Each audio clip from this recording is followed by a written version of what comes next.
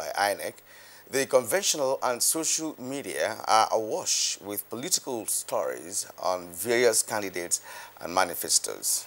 Already, obviously, the political actors and their supporters have commenced the tradition of dishing out information and indeed other materials with regard to their campaigns. Pretty early days, Kirian, but we would expect that matters will begin to get to a crescendo as we approach the elections. Well, perhaps in another week or two, absolutely, the action will begin. Now, the media, which is the springboard through which campaign messages are amplified, is expected to regulate such information in line with the Broadcasting Code and other regulations governing broadcast of campaign messages in the country. Obviously, it's not just the broadcast media. Certainly not. Well, not just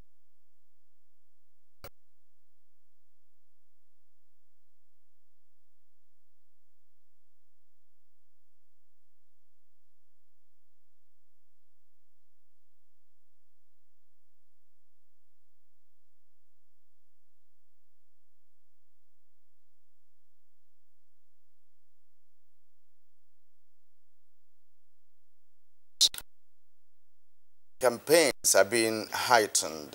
How should media organizations handle the campaigns? What kind of messages are media outfits supposed to dish out to the electorate to enable them make informed choices at the polls? What should be the content of such campaign messages or jingles, as Kingsley mentioned, and what sanctions are available for infringement or violations? Welcome to Good Morning Nigeria, reaching you on the Africa's largest TV network, the NTA. My name is Kirian Umayo. And I'm Kingsley Osadulo. I join Kirian in also welcoming you to this edition of the program, in the course of which we shall have our regular complimentary segments. And this, of course, will include newspaper review, business, sports, foreign, and others. In the meantime, let's take the morning news with our colleague, Blessing Abu. Morning, Blessing. Hello, Kingsley. Hello, Kirian. Good morning. Here's the news. Nigeria has signed a $60 million agreement with the United Nations Industrial Development Organization, UNIDO, to sustain efforts of government in rebuilding the economy. This is the second country program for UNIDO for sustainable industrial development in Nigeria after the first expired in 2017. Is I want to see more jobs created, particularly in industry. It has been said that industry creates more jobs when it succeeds. Whether it's light manufacturing or more complicated or more complex manufacturing, it just creates jobs, and we need those jobs desperately. I just would like to say, through the country program implemented, Nigeria become a leader in mobilizing the resources from small hydro. The federal government has released into the seed markets 2 new transgenic cotton hybrid varieties, which are high-yielding and tolerant to insect pests. And the varieties have high potential to revive the textile industry in Nigeria. Minister of Science and Technology, Dr. Ogbonaya Onu, who launched the BT cotton developed by the National Biotechnology Development Agency in partnership with other research institutes, says this landmark achievement is good news for Nigerian cotton farmers. We should use science and technology to now convert them into the products, into the services that we need, into those things that we import from outside. In the final analysis, this will have very positive impact on the value of our currency. We have to revive the textile industry. We have to bring the jobs back.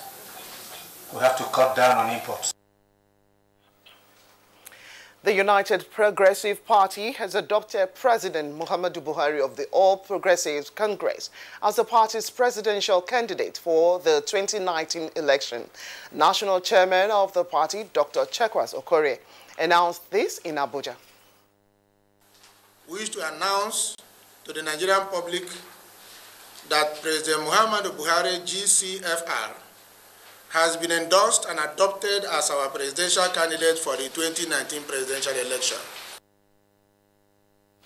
President Muhammadu Buhari has asked politicians and Nigerians to see 2019 general elections as a contest that must be played according to principles, norms, and values in order to strengthen the democratic institutions of Nigeria. Secretary to the government of the Federation Boss, Mustafa, who represented the president, made the appeal at the unveiling of the monument of former President Goodluck Jonathan, titled "My Transition Hours" in Abuja. The issue of vote buying is becoming scandalous in Nigeria. For all the countries have gone to observe elections, ordinary inducement of the electorate is criminalized and people don't do it. But here in Nigeria, we take inducing electorate as a part of a democratic process. Now, Nigeria's South Africa Defense Committee is leveraging on exchange of experiences on peacekeeping operations, border safeguarding and security, cybersecurity, army, aviation, as well as the military health. This was brought to the fore at the 4th session of the committee meeting held in Abuja.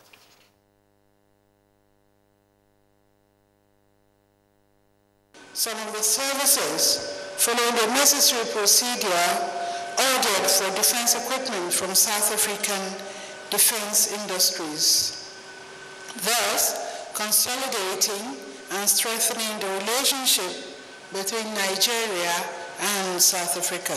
We have gained a lot of experience, which we are ready to share with your good selves. I think we need to focus more and more on peacekeeping. The Minister of Health, Professor Isaac Adewale, declares 2019 a year to eradicate Noma in Nigeria. The minister stated this at an event to mark the 2nd edition of Noma Day in Nigeria. The day is meant to increase awareness on the effect of the disease, which affects children under 6.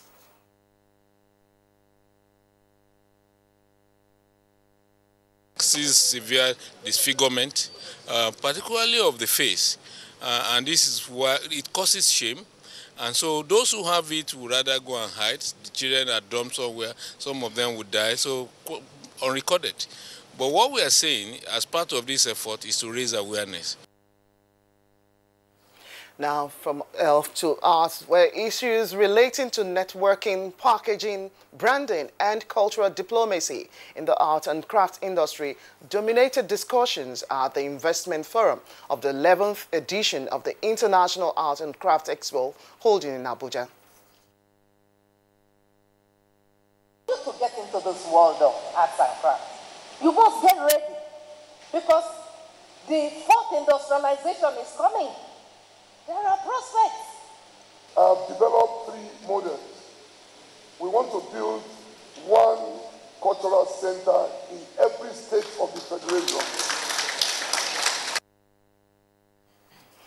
That's the news for now. That is the 2 Ks. Kingsley and Kieran will be back with Good Morning Nigeria after this break. Unemployment, notably youth unemployment, features strongly in our party's manifesto. We intend to attack the problem promptly through revival of agriculture.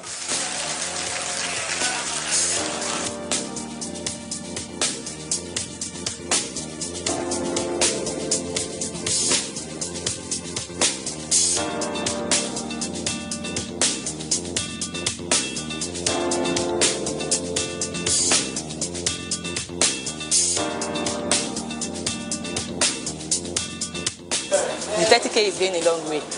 Actually, I bought an acre of land for 60K like 2012, and presently I have a cassava farm and a yam farm.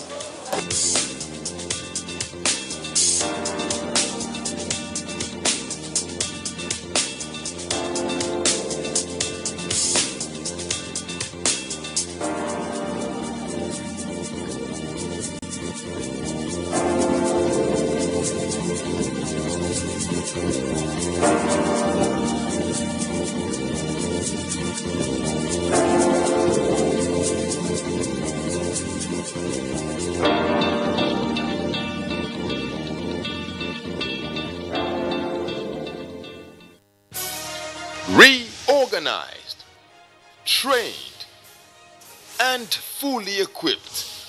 We are the new improved Nigeria Police Force. We fight crime.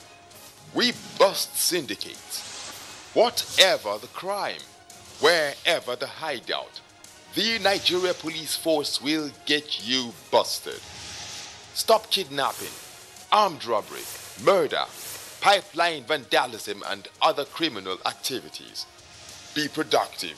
Be security conscious. Join the police force to secure your life and property. This message is from the Nigeria Police Force Public Relations Department. I'm Sipasi Olaleko Ayodele. I'm based here in Ikorodu, Lagos State. I'm the founder of Protect Ozone. We train children, youth, and farmers in sustainable agricultural practices to fight hunger and alleviate poverty even in the city.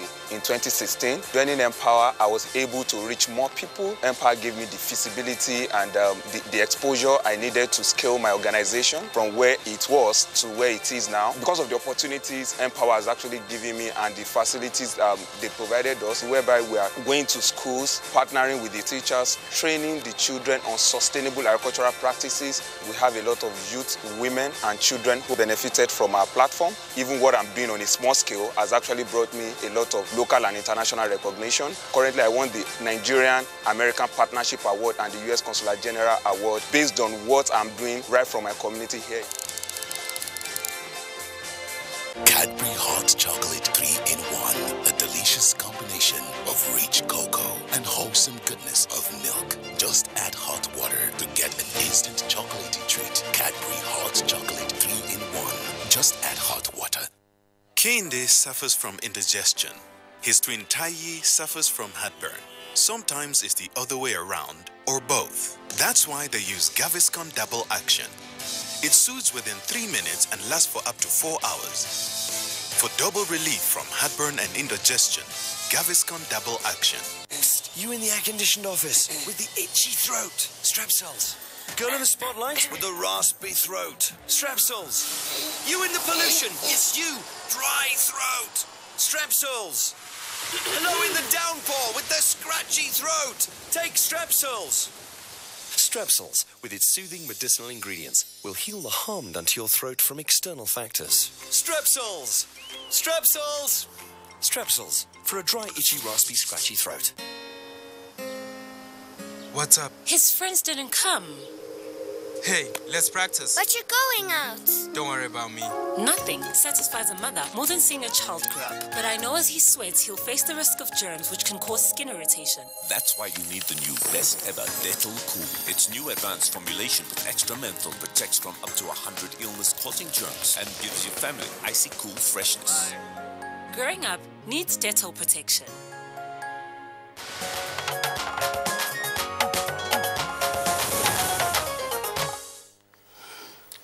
Now to business. Senate expresses willingness to encourage legislation that will improve investments in the capital market by making sure regulators are able to discharge their duties efficiently. Let's now join Kunle Adeyeye for details. The Nigerian Senate has expressed willingness to encourage legislation that will improve investments in the capital market by ensuring regulators are able to discharge their duties effectively. Deputy Chairman of the Senate Committee on Capital Market, Foster Ogola, dropped the hint when the Committee on Capital Market visited the headquarters of the Securities and Exchange Commission on an oversight function. The Senate stated that the committee embarks on the oversight periodically in order to support the commission. Acting Director General of SEC, Mary Udok, commended the Senate Committee on Capital Market for striving to ensure adequate legislation for the capital market. She appealed to the lawmakers to assist in ensuring that government-owned companies list on the exchange. This, she said, will boost investors' confidence and attract investment from foreigners. Away from that, the postponed Monetary Policy Committee of the Central Bank of Nigeria will hold its last meeting for 2018 on the 21st and 22nd of November. Financial experts are predicting that the committee is likely to leave the rate at 14%. The committee is expected to extensively deliberate on decline in oil prices, further rate hike in the US, the prospective increase in minimum wage, to 30,000 naira monthly, and inflation rates as well as continued portfolio outflow. And finally, the 2018 Open Doors report on international education states that number of sub-Saharan African students in the United States of America hit a record high at 39,479, making a 4.6 increase during the 2017-2018 academic session. Out of this number, Nigeria has 12,693 students, followed by Kenya with 3,322 and Ghana with 3,213 students. Graduate students make up 45%, while 42% enrolled in doctoral programs. Available records indicate the Nigerian parents spent $1.5 trillion to send their awards to universities in foreign institutions in 2016. Canada, United Kingdom, and United States of America are among top countries with largest number of Nigerian students. With business news, I'm Kunle Adeyeye.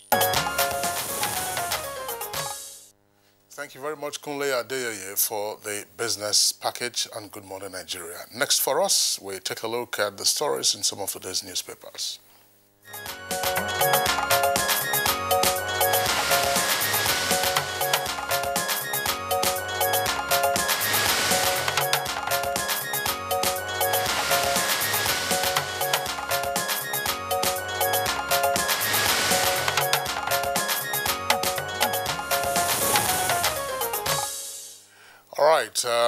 Kirian and I will just go through the newspapers and then take a look at the stories that we have. Obviously, the event of yesterday, that's the launch of the book by former President Goodluck Jonathan, takes the lead on the front pages of the four papers that we have, plus, of course, the fifth that we shall be reviewing, the editorial. Our newspaper reviewer, Bayo Atoyobe, is not here with us yet. We hope that he joins us in the course of the review. Otherwise, we roll. Okay. Kirian, let's begin with you. All right. Now, we have daily asset. Let's go to daily asset. Daily assets. Well, let's take all the headlines in these papers because they're all on one particular event. 2015 election. Western powers conspired against me, says Jonathan. That's former Nigeria's president. And if you turn to the Daily Sun newspaper, we'll have that story just beside the nameplate. Jonathan blames Obama, ex-PDP governors for 2015 loss at book launch. The writer, don't vote for bad characters in 2019, says Obasanjo. Okay, now for Daily Trust newspaper, it comes with a kicker. Jonathan reveals at book launch why I lost in 2015.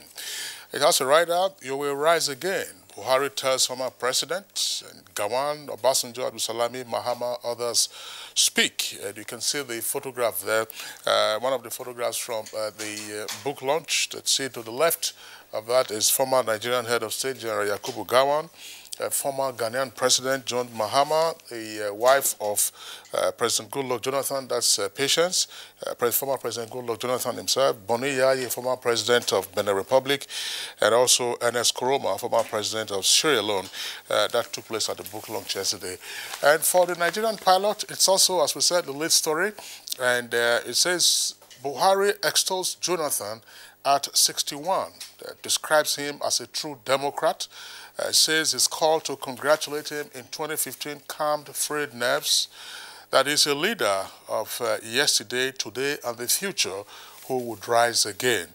Jonathan brought peace to Nigeria. These were comments by Abdulsalami, Mahama, Sambo, that's the vice president under Goodluck Jonathan, and others.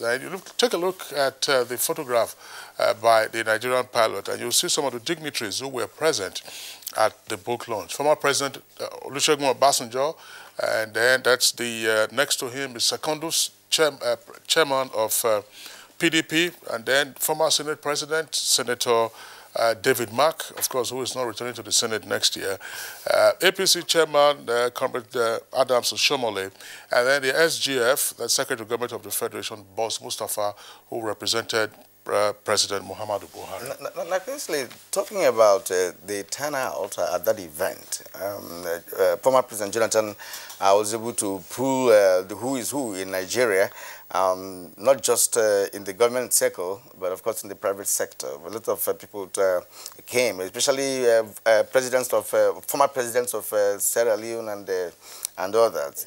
Now, it was quite impressive. The turnout was quite impressive. And it shows the relationship that, of course, he had with those leaders while he was in office, and the relationship that he has maintained with them after office. Of course, you can mention very easily Boni Yayi, then John Mahama of Ghana, as well as and Eskoroma, but also the prominent Nigerians who turned out, as you said. It was also quite a significant measure of the goodwill that he continues to enjoy. But Kirian, I think that the message by incumbent President Muhammadu Buhari, it's also one that Nigerians, should take to heart because of what it contains.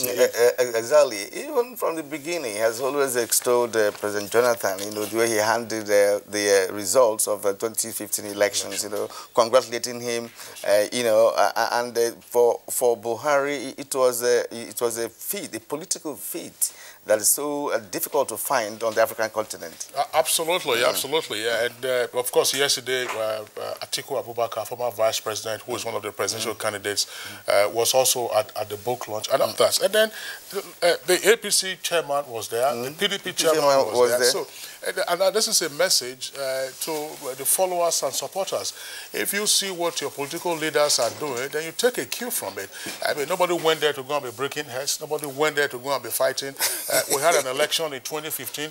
There was a winner, and then there was a loser. The loser called to congratulate the winner, and the country has moved on ever since. So, of course, we're in the political campaign season, and these are issues that followers ought to take to heart. It's not all about enmity. It's about politics. If you don't get it, I get it. And if I get it, you give me support for me to function properly. Well, at this point, we're just being joined by our newspaper reviewer, Bayo Atoyebi. Bayo, good morning and welcome. Good morning, Nigeria. Good morning. And good morning, Kinsley. Sorry, I was caught in the traffic snare. No, well, I'm not sure that is necessarily the case. We thought we were suggesting that Bayo probably over-enjoyed the Maulud yesterday. That's why he woke up late. That was the situation initially, before you arrived. Before you arrived. Bayo. No, but that wasn't on air, by the way. But we just said it on air that you over-enjoyed yesterday. So congratulations and welcome. Okay, let's go over to you immediately because we've gone halfway. Well, the talk of the nation, of course, is the launch of my transition hours yesterday. And most dignitaries who were there, particularly the former heads of state of Ghana, Benin Republic, and Sierra Leone, along with our own former heads of state, General Gowon, General Absalami Abubakar, and former President Obasanjo were there. There were also ministers and governors during his tenure who all came to pay their respect. He was generally described as a humane and a gentlemanly person, and this was acknowledged and applauded by all. The book was reviewed by a former Chief Justice of Nigeria, Justice Alpha Belgore, and a professor of literature, I think, from Nasarawa State University. Specifically, speaking after the launch, Dr. Goodluck Jonathan said specifically, his opponents used Boko Haram, the abduction of 200 girls at the Chibok Girls Secondary School, as well as the subsidy to edge him out of power. And he says, anytime he traveled, people always asked him why. And the essence of writing his book was to give answers to those questions. And he says, the question they always ask him were, why did you concede defeat? Why did you make the telephone call? And why didn't you go to court? He said the book will answer all the questions. However, it emphasized his philosophy that his political ambition is not worth anybody's blood. One of the persons who paid respect was the president of the African Development Bank, who was also Minister of Agriculture during his tenure, Dr. Akinwumi Adesina. He said during the heat of the conceding, he drew Dr. Goodluck Jonathan's attention that, look behind you, there is the bookshelf there.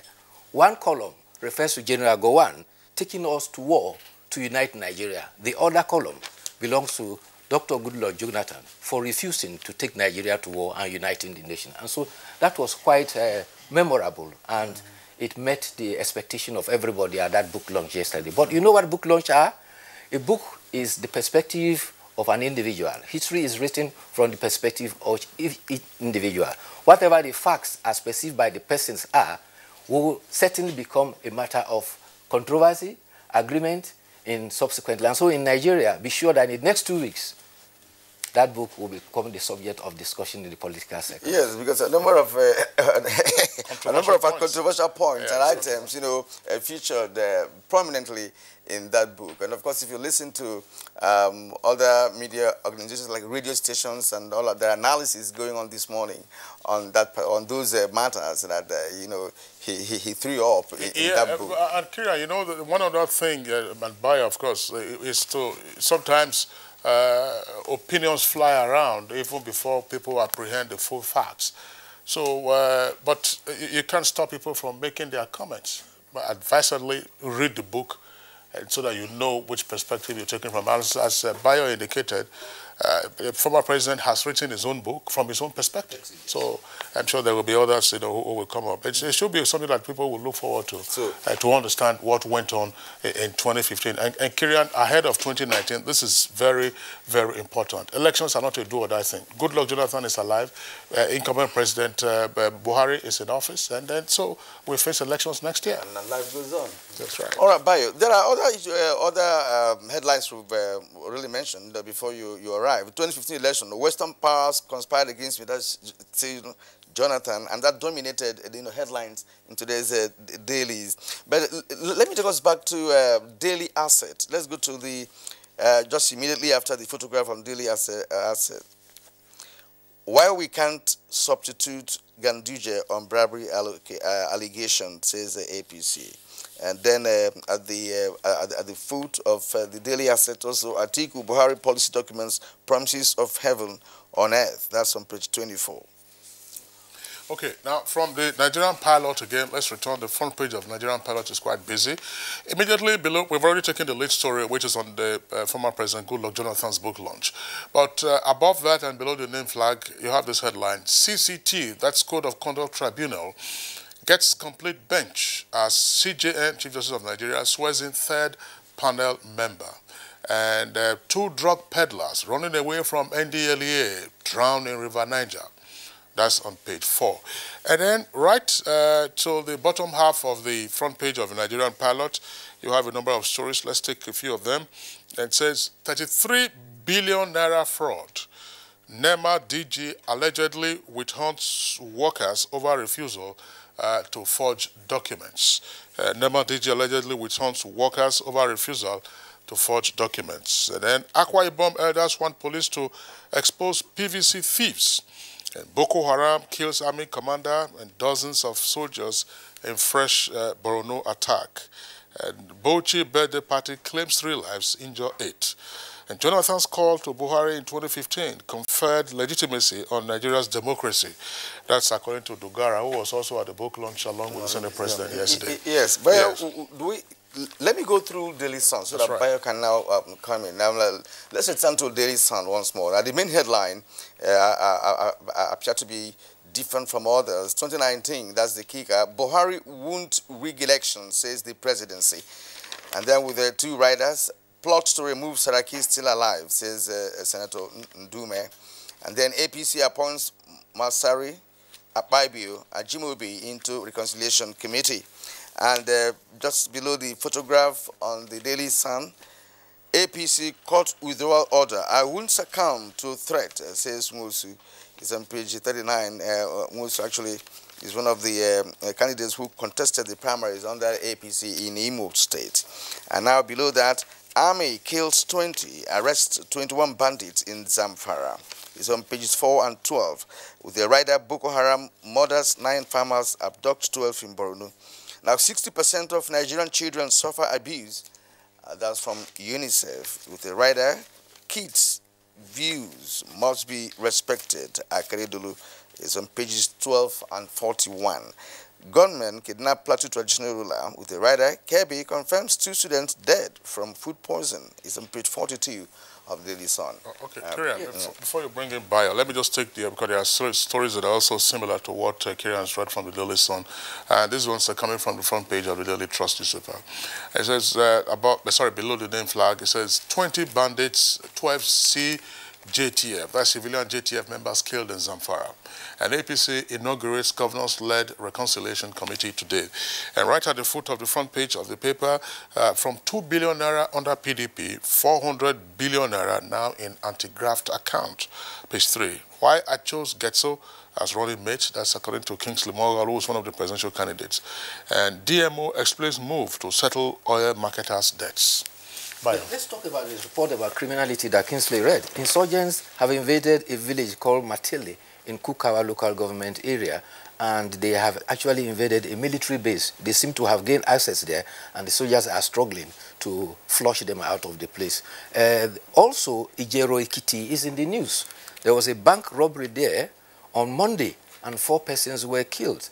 2 policemen were killed at the station. The robbers were said to have arrived in town in an ambulance, and they went straight to the police station where they killed 2 policemen, and they were conveying their arms in a casket. And from there they went to the bank, Ijero Ekiti, and used explosives to remove the entrance to the bank. And eventually they carted away a lot of currency. The police public relations say that they have already found the vehicle abandoned by the robbers and they are on their trail. But you recall that just about 2 months ago, there was a similar incident in one other Ekiti town, and April 5th, there was that robbery at Offa. The other sad story is a traditional ruler at Long Porok in Shendam local government area of Plateau that has been abducted by gunmen. 10 gunmen came there under the cover of night and abducted the second-class monarch, David Issa, and they've taken him away. You recall that Agwam Adara was similarly abducted and kidnapped, and when they demanded ransom, they got the ransom and still murdered him, and that led to the recent crisis that occurred in Kaduna. The other stories is also related to crisis that is ongoing in the Akwa Ibom State House of Assembly. You may recall that the Speaker, Onofiek declared vacant the seat of 5 members. The 5 members in turn turned around and impeached the Speaker, installed one of them as a factional Speaker. In Anambra State, last week, the Speaker, Rita Maduagu, was also allegedly impeached by 20 members. She resisted impeachment, said she has done nothing. Later on, 2 factions of the members of Assembly brought talks to the State House of Assembly, and there was pandemonium. Across the state, in Ondo State, the Speaker, David Oloye Logun, was also impeached with his deputy. The members said they garnered 20 signatures to impeach him. And he says 2 of the signatories said their signatures were forged, and therefore they had no grounds to impeach him. And another ground was that they impeached him on Friday, and so it is not valid. And he retorted and said that his predecessor was impeached on Friday, and he was also installed on Friday. All these impeachments, are they done following the due process? That's what many Nigerians will be asking, because the speed of it is just on the high side. Many states are involved in this, yes, right? So, but why is it now? Tense across the State House of Assemblies. Yeah, well, it's just a level of intolerance you find in the various state houses of assembly. And when you're looking for proper legislation, it becomes a major challenge. Yes. You recall just earlier this week in our conversation segment, we were talking about autonomy for local governments and how a number of state legislators, 24 of them that are still outstanding, haven't touched that particular document. In the meantime, you're having all this removal and reinstatement. Does it matter on which day principal officers are removed? Whether it's Friday or Sunday, doesn't matter. It's just adjustments taking place. People are taking positions, against the next year. All right, now let's go to the editorial. How to end federal government lawmakers' budget delay. Despite signing the 2018 appropriation bill into law late on June 2nd, after its presentation to the Parliament on November 7, 2017, the President has yet to forward the 2019 appropriation bill to the National Assembly. This has set the stage for the delay cycle to continue. It might even be worse, given the forthcoming general elections. Now, the budget is a critical tool for economic development. Therefore, any delay in its implementation hurts the economy and this has been the country's fate since the Fourth Republic began. Now, President Muhammadu Buhari rekindled this concern last week when he expressed his disappointment at the 7 months it took the National Assembly to consider the 2018 budget. Taking this into consideration, he said his administration deserved commendation for what it had achieved so far in terms of implementation. Bayo. Well, the budget delay has been a matter that has bedeviled our democracy for a long time. And since 1999, there has always been like that. And specifically, there is an act of the National Assembly that specifically requires that budget be presented to the National Assembly by October of every year, thereby giving the National Assembly time between that time and December to be able to complete the processes and have a budget that will probably take off at the beginning of the following year. However, the National Assembly, through its practice and its convention, cannot conclude deliberations and approval of the budget under 6 months. And therefore, that law that requires that the budget be tabled before the National Assembly in October in itself is not very realistic. But and what is the difficulty in doing that in 3 months? That's the question, since it has been recommended by the law. Now, why not abide by it? That is where the delay begins, because when the due process is not followed, or if in the process of following the due process, you delay. Yes, the delay is on the both sides. By that law, the executive ought to have presented the midterm expenditure framework and the budget by October. We are now in November. That of 2019, midterm expenditure has been sent, but the budget has not been sent. Therefore, giving the legislature the time that it has to do its own processes, it means that we are already working in behind time. So, and that is why last year's budget was signed in June. Yeah, all right. Bayo, well, the editorial is also calling for legal intervention to settle the matter once and for all. They said that they should take the matter to court. I think that this is an issue that will keep rearing its head in the course of the coming legislative years. But, Bayo, that's the much that we can take. But for those, of course, who are interested, you can visit the back page of the Nigerian Pilot newspaper. If you are a Manchester United fan, you can see that how Alex Ferguson intimidated referees and players. This is coming from Gary Neville, who was a Manchester United captain. And that's also would speak to what Sir Alex Ferguson used to do to the others. But of course, anytime Arsene Wenger tried it, he was censured. Thank you for being with us on the program. Folks. Okay, so it's Good Morning Nigeria. We'll take a short break now. When we return, of course, we'll be taking our principal item for discussion, the media and election campaigns. Hate speech is not a joke. It incites genocide and crimes against humanity. Most of Africa's civil wars are caused by hate speech from one tribe against another. We don't want it here. The Nigerian government stands firm against hate speech. Under no conditions whatsoever should we tolerate or excuse or justify hate speech or hateful conduct of any kind, especially where such is illegal.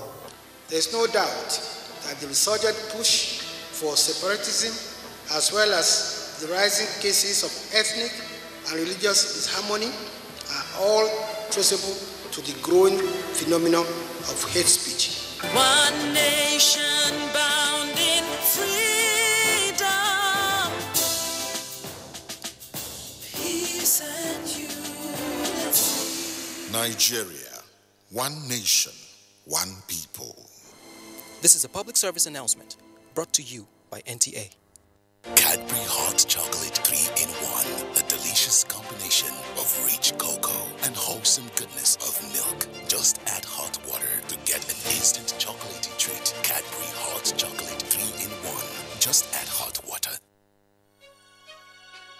Your perfect family is under threat by germs. Infectious diseases are now the world's biggest killer of adults and children. Every day, 16,000 children under the ages of 5 and thousands of adults die from infectious diseases. These infectious diseases are caused by germs. They are everywhere. An average human being comes in contact with over 1 million germs daily in unclean water, dirty surfaces in the toilets, on cuts and wounds, on your clothes. Germs can cause deadly diseases like typhoid, diarrhea, flu, and cough. To protect your family from germs, use the power of Dettol's One Capful for surface cleaning in your bathing water, in your laundry water, for first aid to protect your family from up to 100 illness-causing germs. Be Dettol Sure, endorsed by the Nigerian Medical Association.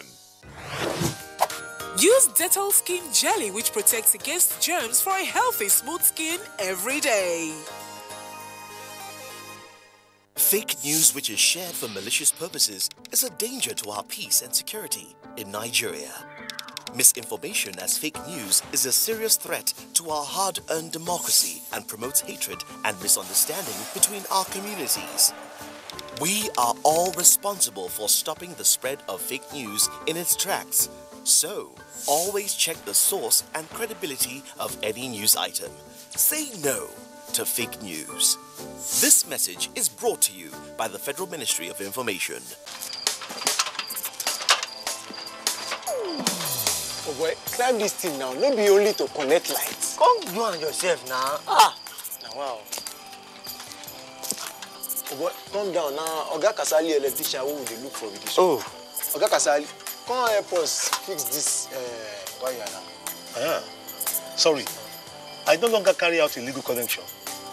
It puts the lives of people at risk and can cause fire outbreak and disrupt power supply. I will never be part of anything that has to do with this any longer because change begins with me.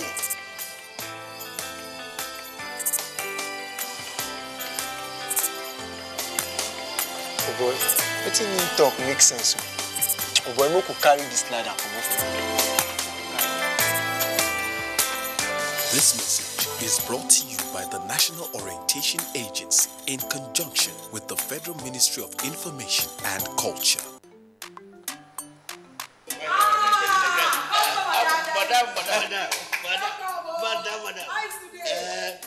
Brought us as usual. As usual. You have no problem. For the three you are welcome, sir. As usual, yeah? Welcome. You take that one. You don't understand? We want Nigerian homegrown rice. Finish. You don't have? You don't have? Join the rice revolution today. No other rice that tastes like Nigerian rice. Are you sorry? That's the Nigerian rice we are talking about. Chocolate made in Nigerian rice. Healthy food. I'm going to bring Mrs. Momo to come to chocolate rice made in Nigeria here. And see how it are made. Correct. And how they are cooked. Correct. Homegrown rice are good for your health. It boosts our economy and give employment to our people. This message is brought to you by the Federal Ministry of Information and Culture. What's up? His friends didn't come. Hey, let's practice. But you're going out. Don't worry about me. Nothing satisfies a mother more than seeing a child grow up. But I know as he sweats, he'll face the risk of germs which can cause skin irritation. That's why you need the new best ever Dettol Cool. Its new advanced formulation with extra menthol protects from up to 100 illness-causing germs and gives your family icy cool freshness. Growing up needs Dettol protection.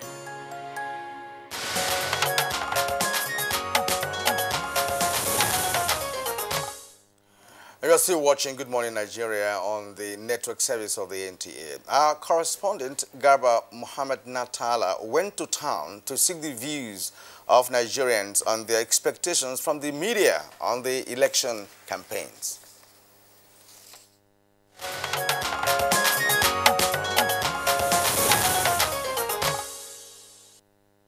Well, what I expect from the media during this 2019 general election is the media need to be unbiased. Because if you look at it, most of the medias that we're having in Nigeria, most of the private medias already are taking side. And we know that we are all Nigerians. So I expect all media houses to be neutral in these elections. Well, we encourage the media to play carefully according to the rules of the game. They don't take side. All we need from the media is professionalism at play. Don't take sides. Thank you, sir. Pure professionalism. They are apolitical.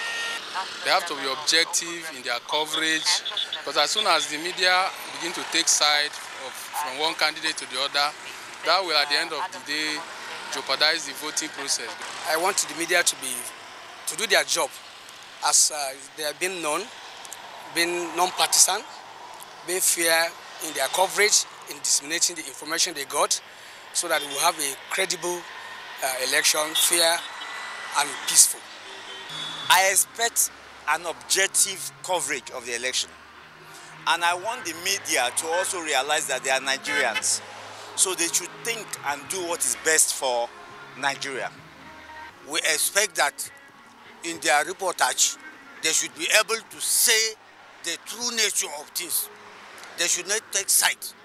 Because I want to believe that many of them are not politicians. What I expect from the media is to be neutral, unbiased reporting. We all understand the constraints we have in our system as regards to the media and their reporting. We all understand that, but they should try as much as possible to be neutral in this coming election. Let the media be efficient, work their work, and be transparent.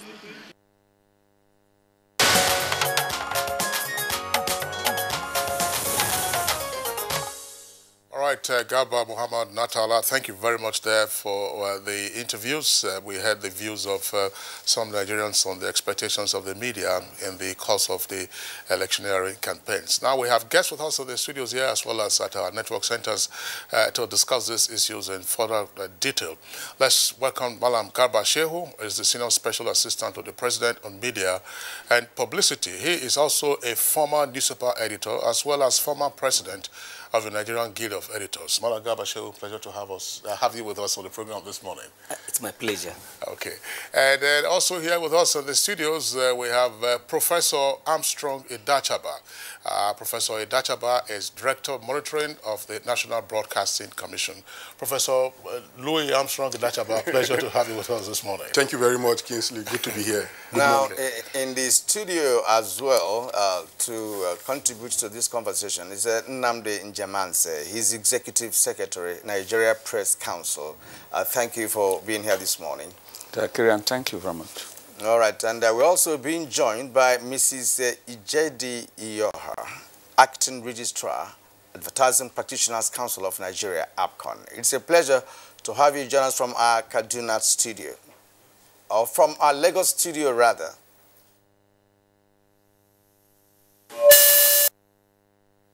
All right, and from Kaduna studio, we are being joined by Abdullahi Abdulhamid Babatunde, former editor-in-chief, the Democrat newspapers, and editorial consultant. Many thanks for joining us all the way from Kaduna this morning. Morning, sir. Kinsley.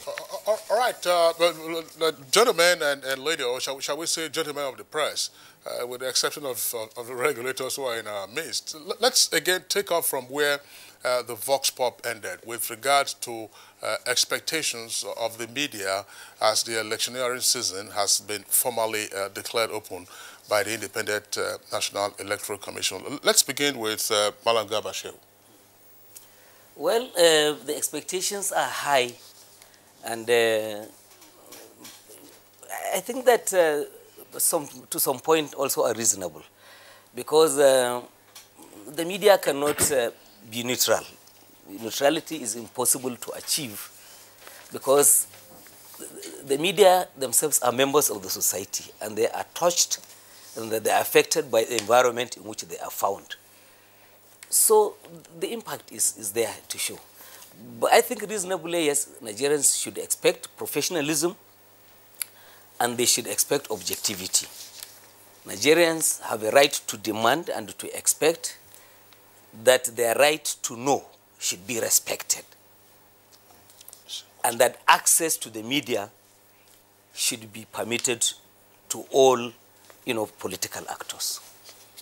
Now, still on the expectations with respect to the discharge of our duties as media, let me ask Professor Idachaba to look at it from the point of view of the fact that from what Garba Shehu said, it is difficult to achieve a total neutrality in terms of,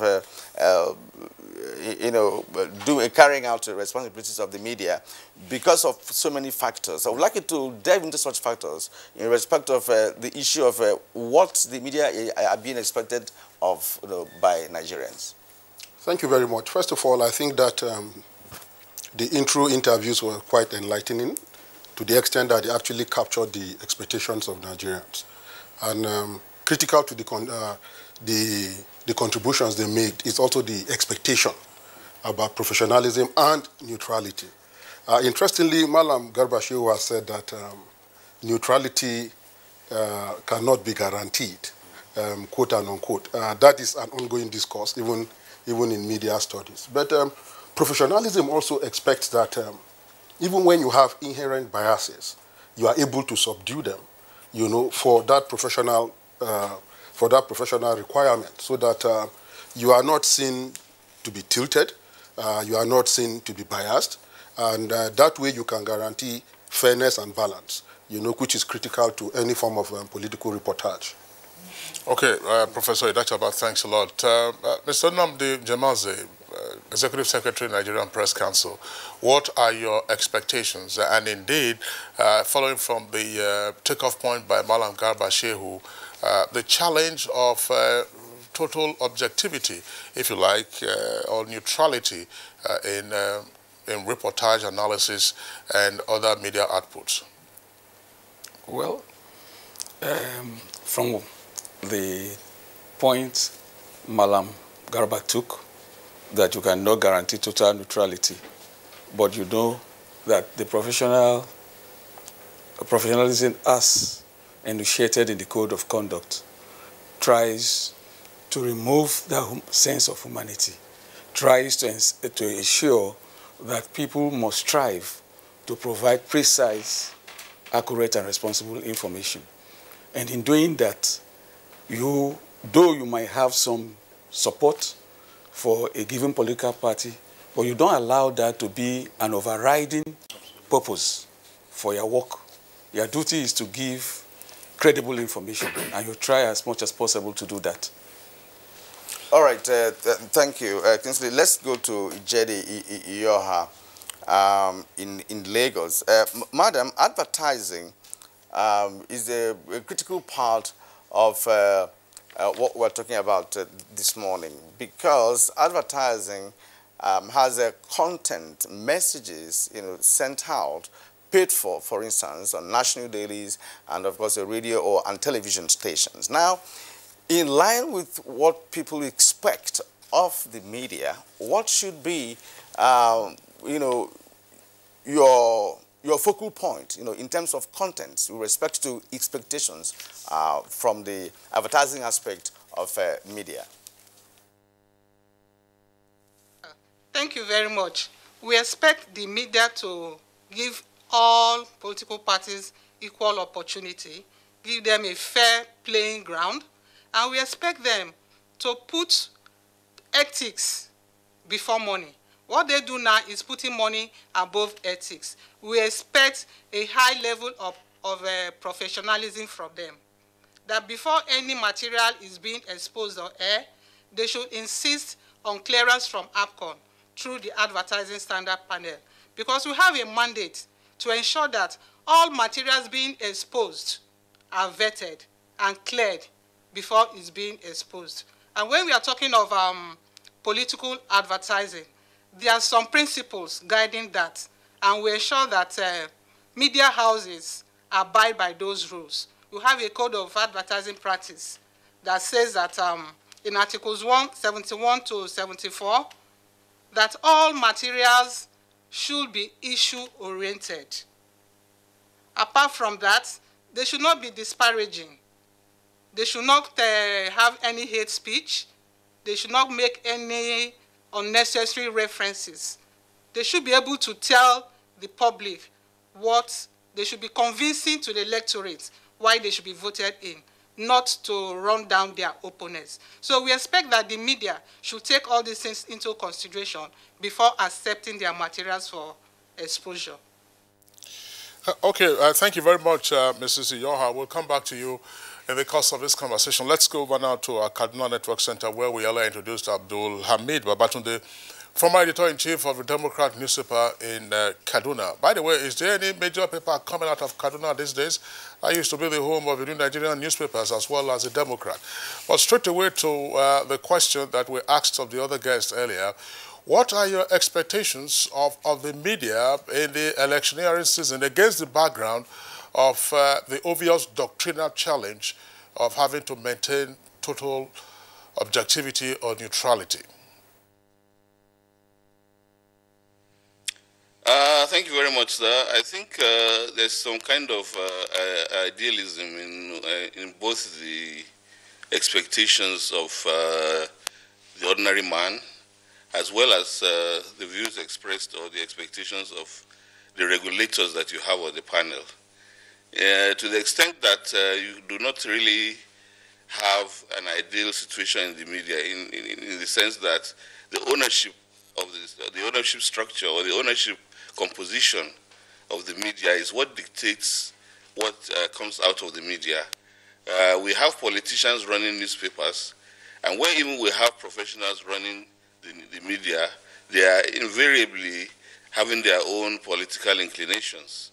So I don't see how really even the regulators expecting a professional who is working under a politician or a journalist, no matter how professional he is, if he's working under a politician's newspaper, for example, how do you expect him to override the political inclination of his proprietor and impose his professionalism on the media? So I think we need to really face the reality of things, that the politicians are really they're the ones dictating the tune, as the saying goes. He who pays the piper dictates the tune. The journalists are the pipers, and the politicians and the businessmen, who invariably also have their own political inclinations, they're the ones running the media. They're the ones who run all the media organizations. I think we need to be a bit more realistic.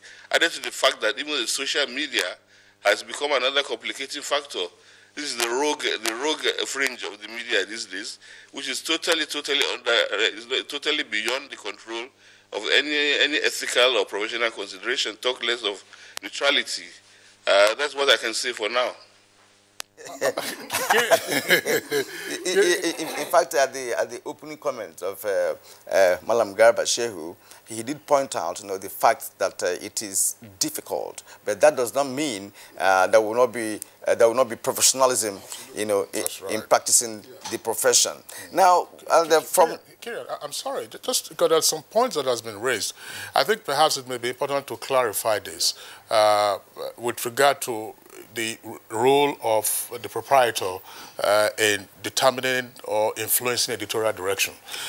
There is a historical perspective to this, and I'm sure those, of course, who studied media and society and Nigerian media history would know this, that the early agitators for Nigeria's independence, the anti-colonial fight, those of them who ran newspapers, had the personal influences on the publications that they had.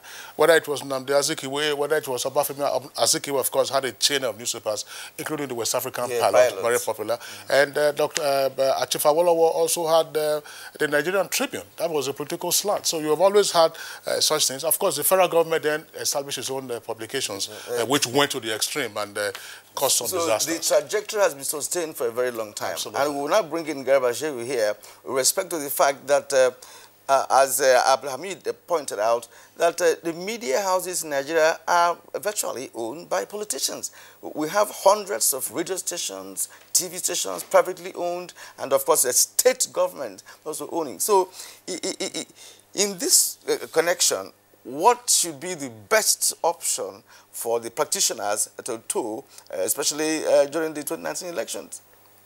Well, certainly it is not possible to remove the imprint of the owner, from the medium. Kingsley mentioned the early, publishers in the country and so on. And you must give them respect for the decency with which they run this show. For instance, Nnamdi Azikiwe owned the Comet in Kano. But Comet was totally, absolutely free in its editorial content to determine what to publish and what not to, to publish. So for the most part, they confined their own influence to the editorial columns, and then they allowed the news pages free, for the public to say whatever it is that they can say. But over time, this obviously has become bastardized. Second Republic, you saw what happened. State governments, each state government set up newspaper, and they had radio stations and TV, and they allowed access only to their party members. And they blocked opposition party from their own, media houses. As a matter of fact, at the time of election, some governors went on radio and TV to announce their own victory ahead of the Electoral Commission. That's right. So, and with the serious implications, you remember some television stations set on fire because they had endorsed their fake results and so on. So, and in addition to that, of course, money is also there. Because today, money is the driver of the media. The media go where there is money. And I'm glad hearing the APCON registrar speaking about all of these ideals. However, we are confronted in which situations, in broadcasting lately, you see what is playing out. Virtually, a lot of their programming, news and the discussion programs, they are offered for sale.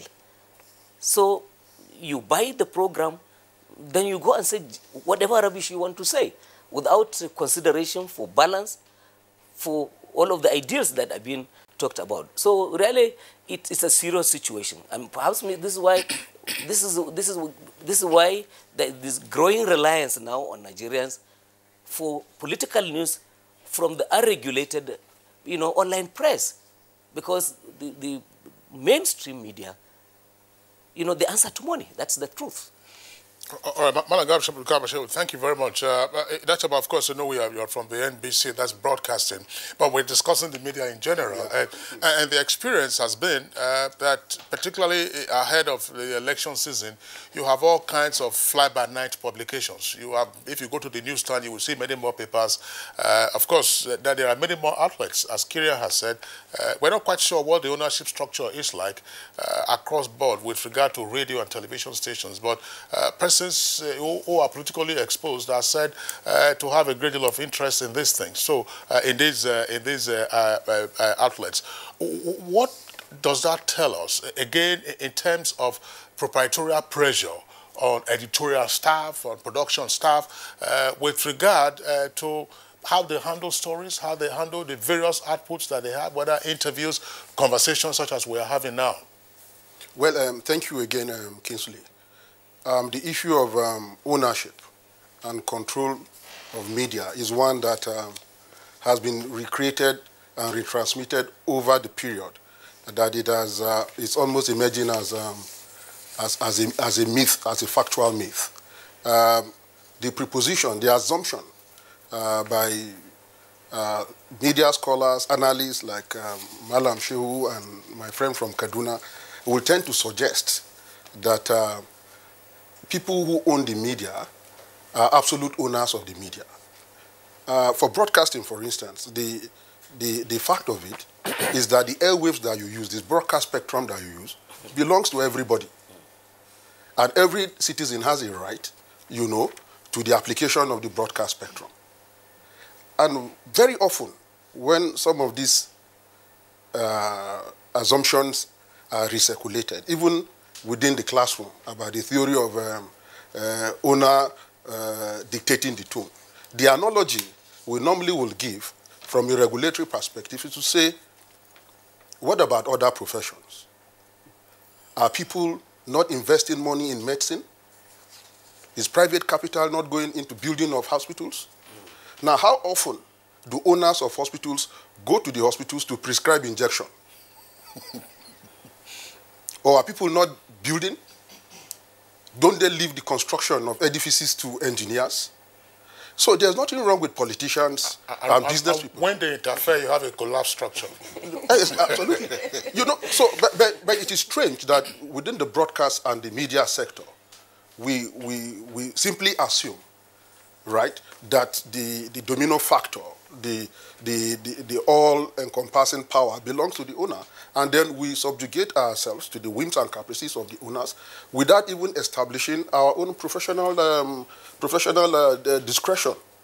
So that is what is happening, and over time, what normally happens, and the fact of it is, if you subjugate yourself to the control of your owner, and you are in an environment where you are competing with a station or a newspaper house that is purely professional, chances are that the professional station, the professional media house, enjoys more credibility, more viewership, more listenership and readership, and indirectly also more commercial returns.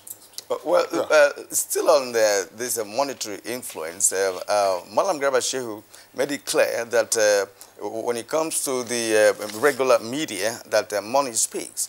And talking about editorial discretion by the editorial staff of any establishment, let us also consider that more of the media houses in Nigeria are owned by the private sector. That's number one. And number two is that some of these media houses don't even pay regularly. And so the staff will also be exposed to perhaps accepting an offer to do a story in a particular form. I'd like to come to Nnamdi Njamanze. What is the impact of this, with regards to what we're discussing this morning? Yeah, the impact, when you stay if you have a state of anomy, that's what I take it to be. There will be innovations. When the professional staff are not properly paid, as and when due, they tend to innovate ways to keep soul and body alive. But that has its negative impact on the profession. But the point there is that the owner cannot simply override in the newsroom, in the sense that there is also a need for the professionals to exercise control. And when you allow the owner overriding influence, you tend to impinge on the trust the people have for those newspapers. You find out that if you look at it, most newspapers that come up during electional campaigns like this tend to die after the election. It's not because the owners did not have money or push money there, but because the trust to sustain the business is no longer there. The people have alternatives. If I don't like what you are saying, I read another paper. If I don't like what the papers are saying, I go to the internet and surf for information. So there's need, therefore, to sustain on the moral tone of journalism, of the profession, to insist on quality. The quality will make the difference after all. All right, Nnamdi Njamanze, thank you very much. You raised the issue, obviously, of the infant mortality of some of these emergency publications that come up in the course of the election season. In general, we've seen it, over the years. But there is a point that I would like the other guests, both in Lagos and Kaduna, to also respond to. First, but let me go to Kaduna, then we'll come to the regulator in Lagos. Abdul Hamid Babatunde. Now, there's the issue of the ethical challenges that media practitioners face at this time. Kirian very rightly pointed out that some of these media establishments where the owners would want to exercise absolute control do not pay their workers, pay their editorial staff promptly or well enough. And therefore, this is a season where some practitioners might say, listen, I need to pay my bills. So what pressure does that bring first in terms of editorial coverage? And then secondly, sometimes this is often not considered. That's why the question will also go to the APCON acting registrar. Some persons might say, okay, we have an advert that is coming or a jingle, and whatever it is in that advert or whatever is that jingle unvetted, to the extent that I can get, or the person can get 10, 15, 20% commission, let it run. Well, I would still talk in the same direction as I started. in the sense that not everybody in the newsroom, for example, or everybody parading himself as a journalist, actually a journalist in the true sense of the word, trained and having the necessary moral foundations to practice the job. It is one of the fallouts of the fact that the media is being extensively run by I won't call them charlatans, but I'll call them unprofessional proprietors. That also extends to the poor conditions of service on one hand, and ultimately the recruitment of just anybody who doesn't have anything to do to come and play the role of a reporter and therefore satisfy the needs of the proprietor. What you see, the issue is that the media basically is supposed to project the opinions or the views of the constituency that it represents. The concept of having a media that will be a humanitarian, or that will be so broad-minded as to cater for everybody, I think is unrealistic. The issue is that whenever somebody decides to set up a newspaper, he has his own agenda, and there's freedom of especially in a democracy. Anybody who has any view to express within the parameters of the law, of course, has the right to set up a media establishment to project that view. So there should be no. It's not as if there is anything wrong with a politician setting up a newspaper, but where we are having issues is where the expectation is on the professional to play his role, irrespective of the environment in which he's employed, rather than putting the focus on the proprietors being more patriotic or selfless, because the issue is selflessness. If you set up if for example, a politician sets up a newspaper, he's going to want it to advance his cause and advance the cause of his party. There's nothing wrong with that. And a journalist who chooses to go and work there, of course, would have known before he went there that this is what they're doing. The ideal situation may be for an organization like the NUJ or the Guild of Editors, although they are also having their partisan component, but for a professional body to set up a media organization and then let us see whether that kind of approach can actually provide us with the kind of ideal situation we are talking about. But this issue of the regulator saying that in the medical profession, the owner of a hospital cannot go, and I think it's not really a very convenient argument for you to say that, because unlike the media, whoever is running the hospital is there to heal people, basically, not to kill them. So whether you say whoever sets up a hospital has to leave it in the hands of a doctor. That's if he's not a medical professional himself. But in the media, it's not like that. There's a wider and, if you like, a more unregulated approach to what comes out from the media. You can advocate anything through the media within the concepts of the law. So I think that is one of this issue of people not being paid well and so on is part of the issues that fall out from these defects in the proprietary structure of the media, sir. All right, thank you very much indeed. I'm sure time will allow us to return to you for further clarifications. But now to Mrs.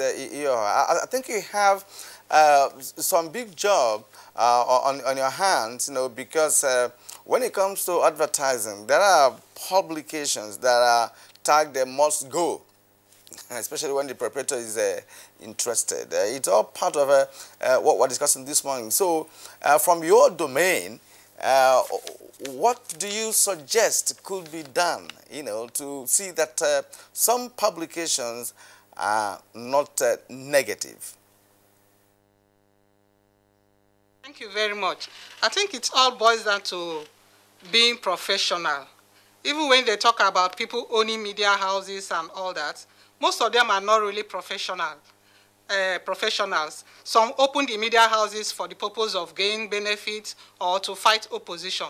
But a true professional media outfit will abide by the ethics of that profession, and they will not go against it. But what we see these days is that people tend to go after the monetary aspect of it. They are not interested in the ethics. They are not interested in knowing what professionalism is all about. But there are still some media houses that are owned by professionals. And in such media houses, such things don't occur. They go by the ethics, by the code of advertising practice, and they try as much as possible not to violate. And if by any chance anybody violates, APCON will always sanction. Unfortunately, we don't sanction media houses. We sanction individual practitioners that are practicing in such media houses. The media houses are being sanctioned by NBC, and we are collaborating with them. We've been in partnership with them for a very long time, and if there's any such thing, NBC will always sanction them. But for us in APCON, if there's any violation against the code of advertising practice that is unprofessional, we really sanction the practitioners behind it. There's no way we can actually stop them from projecting such things. But when we see them, when we monitor and we capture, we sanction them. Well, still with you, Mrs. Iyoha, there's an issue that I would like us to address, and this is, of course, coming on the basis of regulation. My experience over the years, whether under the military or otherwise, when we had a series of elections, you find that there are usually violations of the advertising code. Particularly in the election season now, most of the adverts, or well, rather some of the adverts you would get have no imprint. That nobody signs off on the advert to say, so that if you want to attach liability in terms of regulation, to sanction an area member, you can't trace the person. Some of them are usually statements. Of course, it depends on how the individual media organization decides to regulate or vet such materials. These are provocative statements or just plain adverts sourced, by the media organizations or taken to the media organizations. And because the media organizations themselves are pressed for cash, they take those adverts. So how do you intend to focus on this? We've seen it so many times, and it's not unlikely that it will recur. Now, you have an advert, there is no signature on it to say that produced by this. You have a documentary, you have a jingle, and it is to be a search for a needle in a haystack to find out who produced it or who's your member that did that. How do you intend to deal with this? Right now, what we are doing is to carry out a kind of sensitization program with the media houses, with politicians, with even INEC, letting them know that such things should not be carried in the media houses. The code says that any material to be exposed must have an identifiable sponsor. But these days, some media houses, they still go ahead and expose without even putting the sponsor. But what we do is that if we capture such materials, we'll go through the media houses to tell us the people behind it. And if we're able to get that, we go after such people. But in most cases, they don't really tell us, maybe for fear of being sanctioned by the people that gave them the materials to expose or not. And if we're in such a situation, we seek the assistance of NBC. NBC is a licensing body, so they have a way of getting across to such people behind those unwholesome materials that are being exposed. We in APCON, we are limited to our practitioners and the materials being exposed. And that's why I'm saying that for any material to be exposed, they must make use of professionals. We have registered advertising agencies, and we have registered practitioners working in such creative agencies. If they make use of advertising agencies that are duly registered by APCON, there will not be any such thing as carrying out materials that are misleading, that are disparaging, that are unwholesome, or materials that can carry hate speeches. Advertising agencies will not do that because they know what the law says. But some of these things are being done by people we call quacks in the industry, and it's difficult to go after them. So we are soliciting the assistants of the media houses to always do the right thing. Don't accept materials that does not have identifiable sponsor.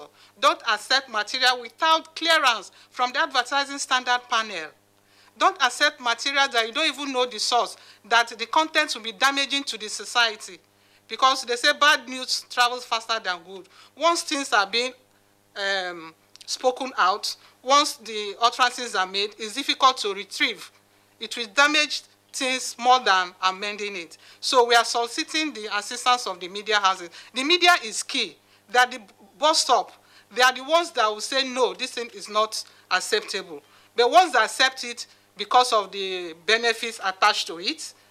In the past elections, we have cases where even when they submit it for vetting, somebody will tell us, Madam, we don't know how much, in fact, your vetting fee is this amount. Let us give you times 10 of it. We want this thing to go to air. And we are like, no, this is not professional. You don't have to do it. Some still find their way there. And the only thing we can do is to assist the media to let us know those behind it. Once we're able to achieve that, all things will put in place. Okay, thank you very much indeed for that analysis. I think this question should also go to Professor Dachaba, but not now, because it has to do with the regulation this time around. The possibility of ensuring proper regulation, especially now that we have so many radio and television stations. Some are still springing up in all parts of this country. So it becomes a huge task, to do that. So when we return, we'll go over to that aspect of our discussion this morning. You're still watching Good Morning Nigeria on the network service of the NTA. We'll take a break now. When we return, there'll be more discussions on this matter. It's okay, I'm okay. What happened? It's just a little scratch, Mom. How can I play with bigger boys if I'm afraid of little scratches, right? What comforts a mother most is to see her child growing up. Done, I'll go. Of course. But I know that as he learns to be brave, he'll face even more germs and the risk of infection. That's why you need Dettol protection, because Dettol protects from up to 100 illness-causing germs. Growing up needs Dettol protection. These days, people get their news and information from more media sources than ever before. Some of the news and information given are fake, unverified, doctored, and manufactured to create confusion, stir disaffection, and cause disunity. Before you believe or share any news, ask yourself, is this real? Is it from a credible source? Is it verified or verifiable? Fake news is dangerous, whether you do it for fun or for political gains. Real people can get hurt. Fake news, don't create it, don't spread it. This is a public service announcement from NTA. Nigerians. Suicide bombers are not spirits. They are not ghosts. They are human beings like you and me. They live amongst us. They are your neighbors. They are your friends today, but terrorists tomorrow. So you must know your neighbor now. Security begins with you and me. Know your neighbor. Be vigilant. Be security conscious. Report suspicious persons, objects, and movements to the police and other security agencies. The security of our nation is a duty for you and me. If you see something, say something. Nigeria unite against terrorism. This message is brought to you by the Federal Ministry of Information and Culture.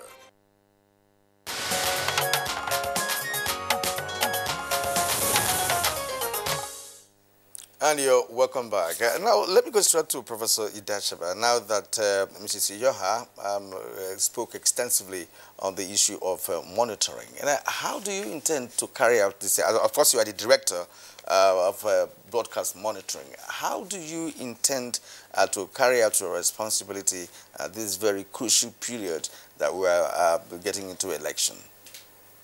Thank you again, Kirian. But let me quickly underscore the point about professionalism and the need for professionals to abide by ethics. We cannot overemphasize that point. And I wouldn't want young broadcasters, aspiring broadcasters, media practitioners, scholars listening to us, to go with the assumption that because of commercial pressure, broadcasters, media people should abdicate professional responsibility and ethics and just go for the money.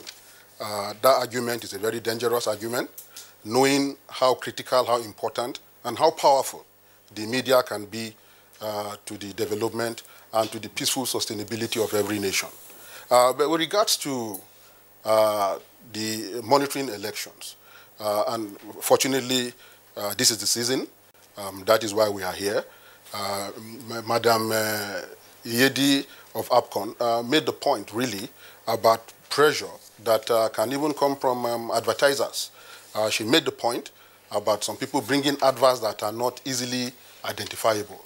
And you begin to wonder, if somebody has a noble motive, why would he bring an advert, place an advert, and not be willing to identify himself? So it calls for vigilance and extra vigilance. If you take your minds back to 2015, we had all sorts of unidentifiable sponsors who came in with highly vindictive, highly abusive, and highly demeaning advertising content.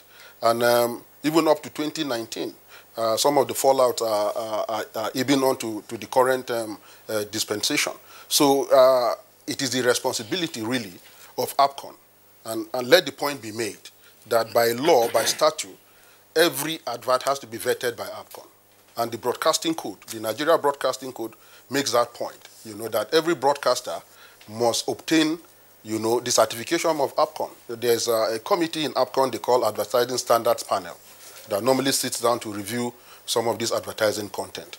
Now, if APCON is allowed to do its monitoring effort, if it's allowed to preview, then, of course, they will have been able to draw attention of advertisers to content that are abusive or hateful in content and recommend that they be removed. And that will enable us to have a healthier advertising culture. But where, and it often happens, that some adverts escape the eye of APCON or even the certification of APCON.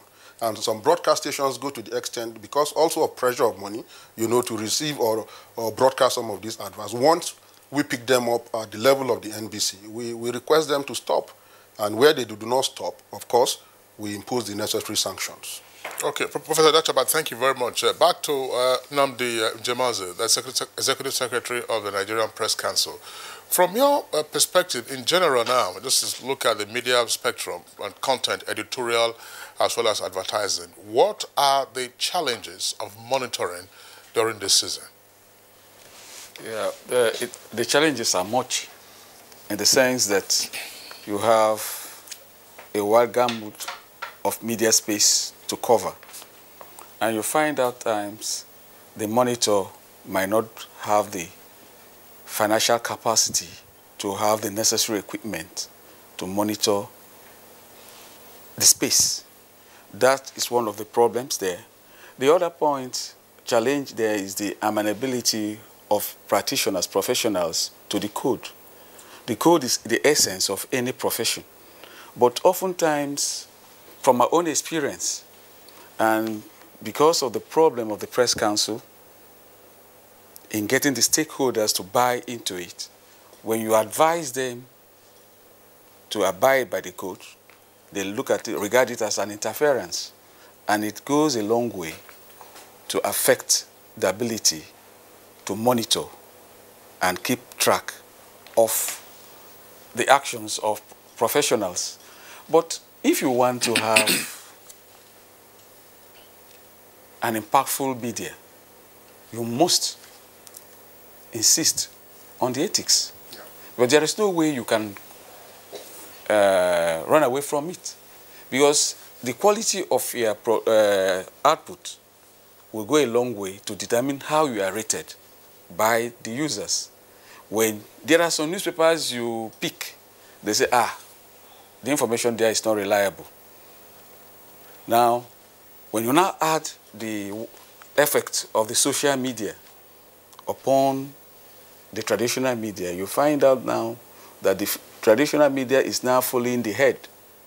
They are being driven by what is playing out on the social media.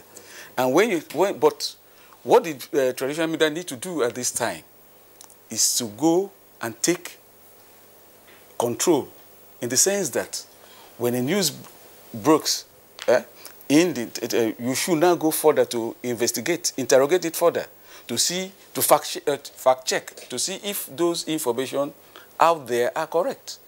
Oftentimes, people are being misled. I can sit back in my room and contrive a good piece and attribute it to, say, Kirian, that he makes those statements. And truthfully, he's not the one that made it. When you begin to fact check and carry out investigation beyond the news, then you begin to take control of the space. Today, there are people who can swear by Linda Ikeji. She's not a professional journalist. She might not be guided by the ethics. But the other ones who want to carry out the processing of information, to carry out due diligence, you find out that they might not be able to churn out information as when due. Yes, thank you indeed for bringing in the perspective of social media, because I was going to go to that. Because, you know, we have a wider space to cover, a wider media space to cover. The spectrum is huge. And with respect to social media, where messages and stories can go viral within seconds, then it becomes a more difficult situation. And I want to go to Garba Shehu in this, because the Minister of Information had on several occasions at different fora, you know, informed Nigerians of the dangers inherent in hate speech. Right, and hate speech in this country is easily circulated through the social media, in which a situation where everybody becomes a reporter on social media. Whatever information you have, you share. People now have different platforms, you know, group platforms and what have you. Does government have any intention of devising a mechanism that could checkmate the excesses of many Nigerians, both professionals and non-professionals, on social media? Well, the social media has come with a lot of good, and they the whole world embraced it because it provided access, gave voices to people who are voiceless. But we are also living with the consequences of the problem of regulation. The pace of development in online communication is at a speed that, you know, international jurisprudence has not been able to catch up. And so therefore, it's not just a problem for us here in Nigeria. As the minister has been saying, it's a global problem. And the whole world is coming to grips with the fact that something must just have to be done in order to keep them in check. The mainstream media have largely, in most democratic societies, relied on self-regulation to control and regulate content. In the case of the social media, people don't come in with any background of either ethics or training. Once you hold a telephone handset, you can take pictures and use WhatsApp, you can broadcast to millions of people. He just mentioned Linda Ikeji, one of the most influential online personalities in the country. She has a following well over 2 million in Nigeria, and most of our young people, they get their political news and information from that. So, but the question you ask is, what is the government doing? I think that from the strategy of the Minister of Information, I can see that, first of all, he doesn't want to slam the law against, independent broadcasting, whether online or offline. He has taken the path of persuasion and to see whether Nigerians can be convinced that it is harmful, that hate speech and false news is dangerous. We just saw an example lately. In Kaduna, the last riot we had, where over 50 persons were killed, and the president had to undertake a trip to go and console and also warn people about this. But there was concurrence on the part of both the church, the Islamic community, and the National Security Advisor that all of it was caused by false news. So really we're in a dangerous situation, and I can see efforts also coming from the legislature, efforts to put in place, a law that can regulate some of these things. However it forms, however it turns out to be, I think that stakeholders have a duty in this respect, and before the laws calm down slamming on them, They just got to do something, come together and see how they can self-regulate before it gets out of hand. All right, Madam Gabasho, thank you very much. Let's go over to our Kaduna Network studio. Abdul Hamid Babatunde, earlier you raised the issue of the social media. What can we expect to be the impact of the social media on the 2019 elections? And therefore, how to mitigate the untoward consequences of some of the negative excesses of the social media? Yes, I refer to the social media as the rogue fringe of the media because it is lawless and it doesn't seem to be amenable to any form of control. I think we have to go back to the whole concept of how and why the social media itself was introduced to the world. It was certainly not introduced for the purpose of achieving or orchestrating any harmony, or even though, as the Malan Garba said, there are positive aspects of it in terms of giving access and voice to the voiceless. But in actual fact, the ills of the social media are greater than its benefits. And I believe that it is all part of a system or an ideology of breaking barriers and reducing the whole issue of communication to getting at the individual, irrespective of his constituency. You can get to the individual without necessarily going through any borders and things like that. So already you can see that whereas INEC has a policy or a regulation about limiting campaigns to certain periods, such as now we're supposed to have this, the campaign period should have started on Sunday, I think. But as far as the social media is concerned, it has been campaigning throughout, from inception, literally, and also across, against all bounds. I think if we have to be realistic, I wonder which laws Malan Garba was talking about that can be slammed on the social media. But I know that in countries where the issue has been taken more seriously than we are taking it here, and even though they may be accused of totalitarianism, they have been able to electronically shut certain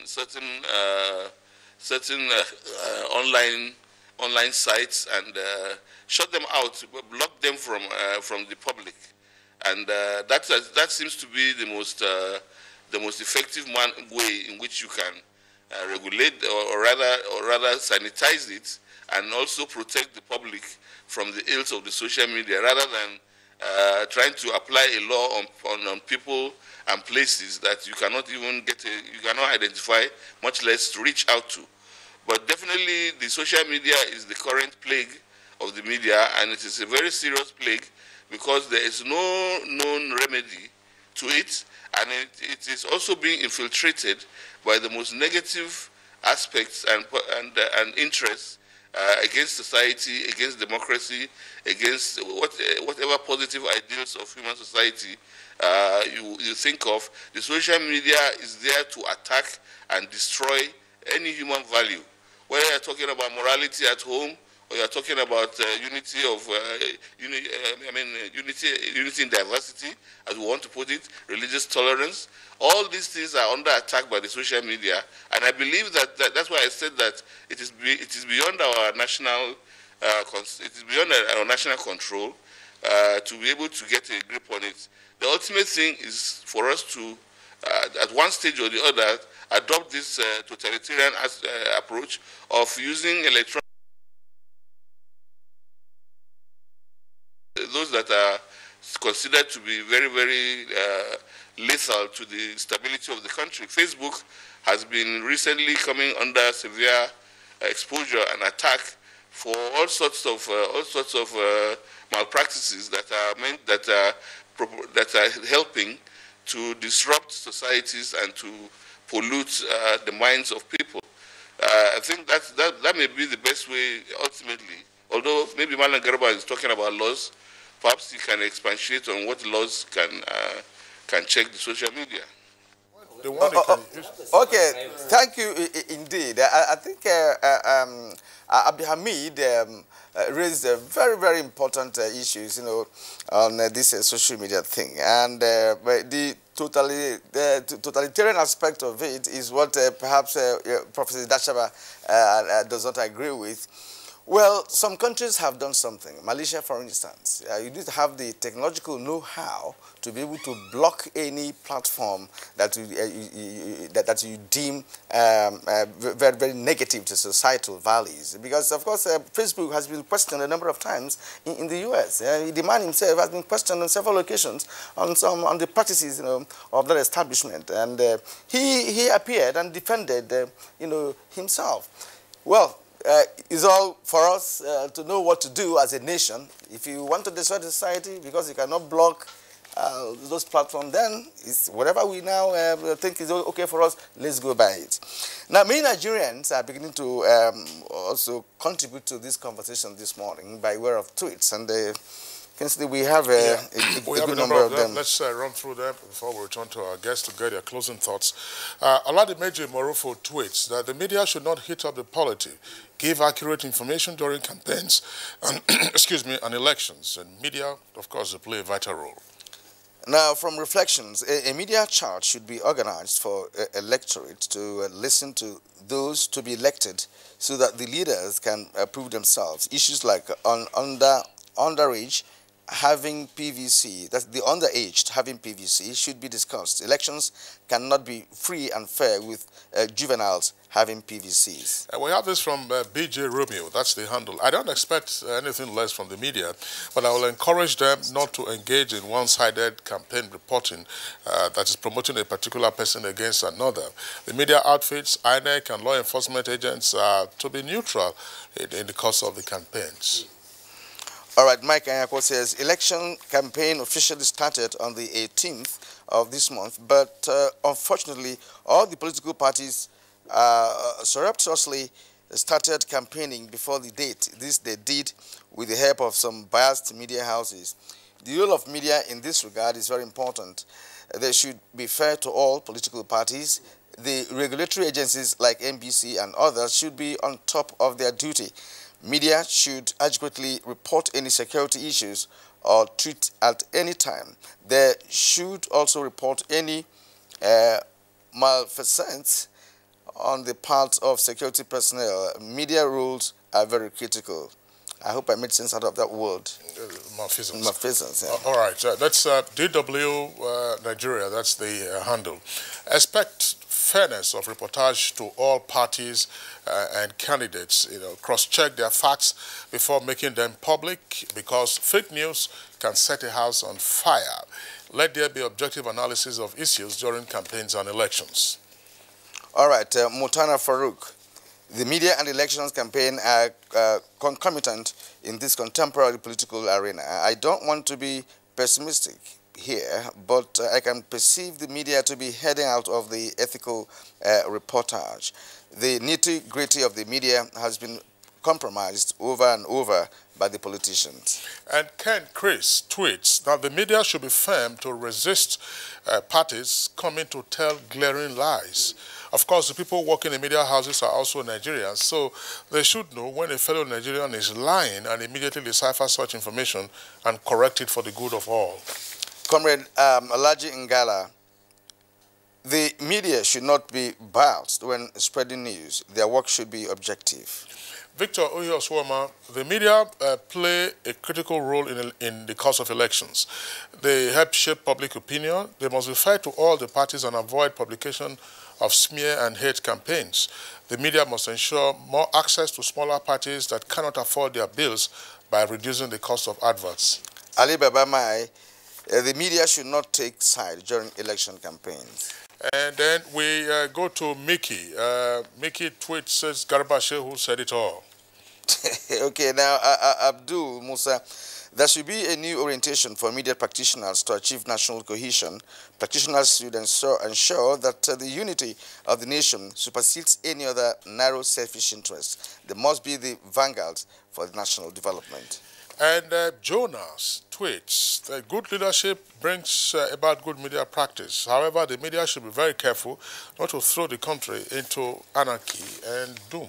Chris Simeon, media should be fair in discharging their duties. They shouldn't be used as political propagandists.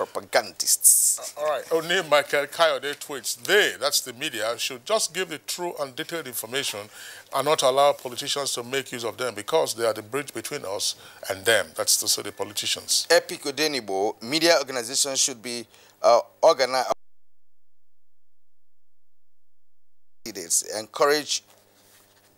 Encourage a Good Morning Nigeria to this. Okay. All right, Joseph, I expect the media to be neutral and unbiased in their reporting and to give equal expression opportunity to candidates. All right, Epic Odenibo again, professional media companies should be granted access to campaign grounds and electoral walls. I concur with the ban of Android phones so that we can listen less to fake news. Media organizations should be fearless, but confirm information before publishing. All right, Suleiman Babagana tweets, state-owned media houses should desist from blackmailing opposition candidates through jingles aimed at tarnishing their image. Regulators should provide the necessary sanctions to media outfits that deviate from practices of standard political coverage. Now, Festus Akimboewa, while we cannot expect certain section of the media not to be partisan, we expect the large part of it not to encourage personal vendetta against any candidate. The media must avoid untrue statements while at the same time debunk campaign lies and disinformation. All right, those are the tweets that we can take for now. I just want us to go very quickly to Professor Armstrong Idachaba. Professor Armstrong Idachaba, one aspect that observers have often noted with regard to the problematic issue of effective monitoring in the course of election campaigns has to do with live broadcast. Now, Good Morning Nigeria is a live broadcast, but we also have other forms of live broadcast. On radio, for instance, you have phone-in programs, and there have been complaints about the kinds of comments that some of the participants in such phone-in programs make. Oftentimes, of course, very poor gatekeeping, and you find all kinds of issues arising. That's one. Then there is also the issue of rallies, political rallies that are broadcast live. I recall that in the past there were some issues with regard to, all right, have a delayed broadcast probably for some seconds or more. But we find that this is also a major issue that could come up. A rally is going on, it's being broadcast live. You have no control over what the political gladiators are saying on stage, and it goes out on air. So how is the NBC likely to deal with these matters? Thank you, Kingsley. I think this reveals quite clearly that you are also of the old breed. The issue of live broadcast, you hit the nail on the head, is actually a topical and very worrisome issue. Even in the recent elections, we have a report of a study we did regarding the Ekiti and Osun elections. And as build up to those elections, we're already seeing signs of misuse of live broadcast. A lot of invectives, abusive comments on both sides, and unfortunately, all the major networks are guilty, including, and I'm sorry to say, NTA. And basically, like you said, it is due largely to the failing of the broadcaster to institute control mechanism. Like you said, those days there used to be delay mechanism. Even when you are making a phone-in, there's a mechanism that allows you to be heard. And in case you are going to come up with anything that's abusive, that's not fit for broadcast, technology allows you to beep out. So those editorial control measures are largely lacking as we go into 2019.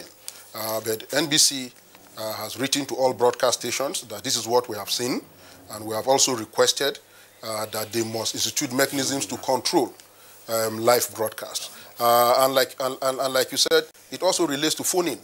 And again, I must make the point here about phone-in and social media. The social media is increasingly forming an agenda for traditional broadcasters. You know, they're pushing narratives, they're pushing issues that they want to be front burner, and even when they are not verified, the traditional broadcasters begin to discuss them. And with it, you find a lot of misinformation, you have a lot of fake news, and you have a lot of abusive and hateful comments. So we appeal to broadcasters and also to political parties, people who operate in the political space, to be conscious that when they appear before the cameras, what they say is important, whether it is live or recorded. And our major request will be, as much as possible, for broadcasters to institute mechanisms for editorial control. Either you record the program or you use the delay mechanism so that you ensure that you filter, and beep up what can be offensive and incriminating.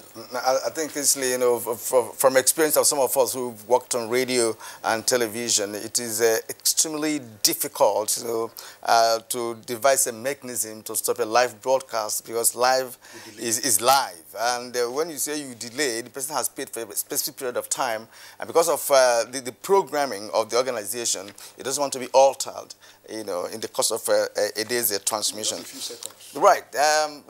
Thank you, everybody, for being part of this conversation. Of course, it's been clearer, it's been made clear by all these professionals here in the studio today on what to do during this very, very critical period. And let's begin to appreciate our guests this morning. First of all, let's go over to our contributors from Lagos and Kaduna. And first, I'd like to go to Lagos to Mrs. Jedi Iyoha, Acting Registrar, Advertising Practitioners Council of Nigeria, APCON. Madam, thank you indeed for waking up with us this morning on Good Morning Nigeria. And of course, Abdul Hamid Babatunde, former editor-in-chief, the Democrat newspapers, and the editorial consultant. It's been wonderful hosting you this morning on Good Morning Nigeria. Thank you indeed. And returning here in the studio, Malam Garba Shehu, the senior special advisor to the president